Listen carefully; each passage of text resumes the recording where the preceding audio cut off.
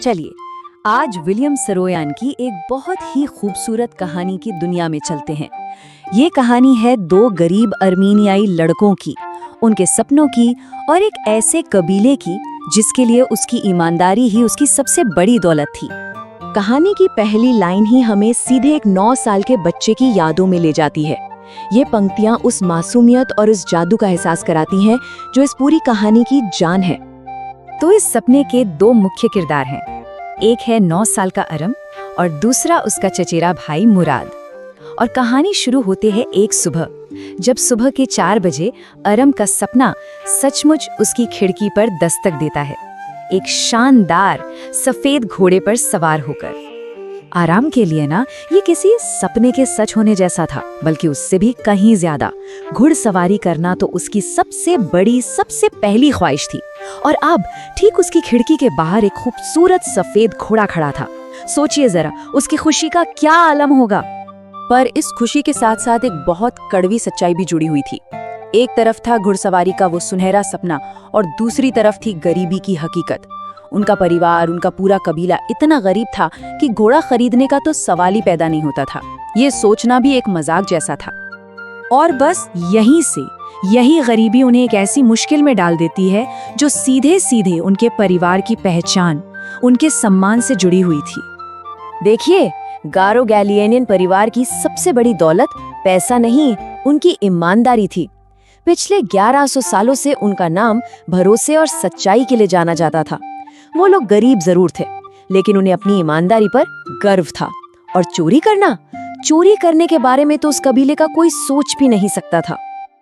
तो सवाल तो यही उठता है, और यही सवाल अरम के दिमाग में भी घूम रहा था कि अगर मुराद ने घोड़ा खरीदा नहीं और वो चोरी कर नहीं सकता, तो फिर ये शानदार घोड़ा आया कहां से? ये एक पहेली थी जिसका जवाब मिलना जरूरी था। और यहीं पर देखिए बच्चों का वो मासूम मन कैसे काम करता है। वो खुद को तसल्ली देने के लिए एक रास्ता निकाल लेते हैं। वो ये तय करते हैं कि सिर्फ सवारी करने के लिए घोड़ा उधार लेना चोरी नहीं है। चोरी तो वो तब कहलाएगी जब वो उसे पैसे के लिए बेच देंगे, है ना? उनके जुनून और उनकी मासूमियत का एक खूबसूरत मेल। लेकिन सवाल ये है कि मुराद ने ऐसा किया ही क्यों? इसका जवाब शायद उनके परिवार के कुछ अनोखे मिजाज में छिपा हुआ है। अरम बताता है कि उनके परिवार में एक सनकीपन की विरासत चलती आ रही थी और मुराद को उसी विरासत का असली वारिस माना जाता था। शायद इसी वजह से वो दुनिया और उसके नियमों को थोड़ा अलग नजर से देखता था।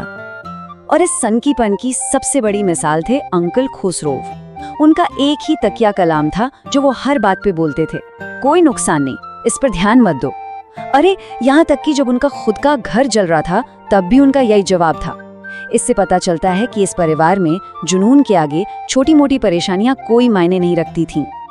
मुराद का ये जुनून जानवरों के लिए एक गहरे लगाव में भी दिखता था। वो कहता था कि जानवरों, खासकर घोड़ों के साथ उसकी एक खास समझ है, एक सरल और ईमानदार रिश्ता है।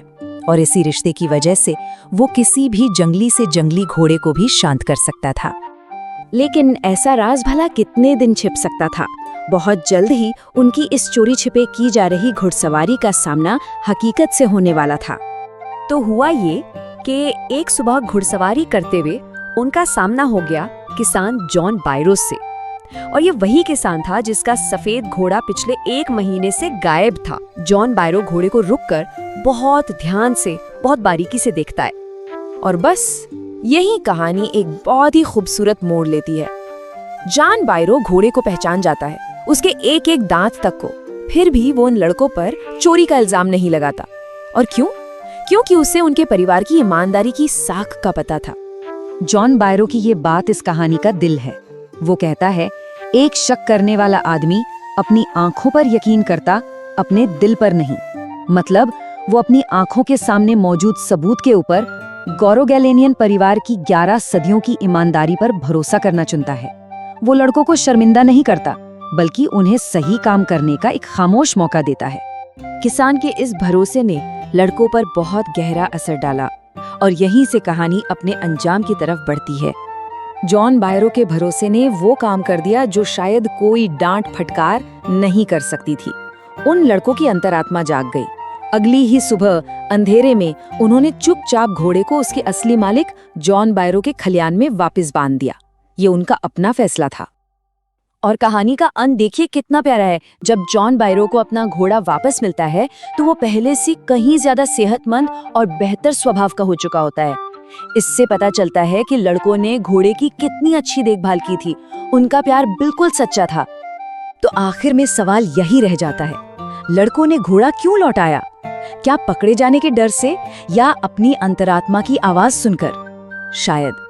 शायद इसका जवाब इन दोनों के बीच कहीं छिपा है। ये कहानी हमें याद दिलाती है कि ईमानदारी और गर्व सिर्फ किताबी बातें नहीं होती। ये एक विरासत होती है जो एक पीढ़ी दूसरी पीढ़ी को सौंपती है।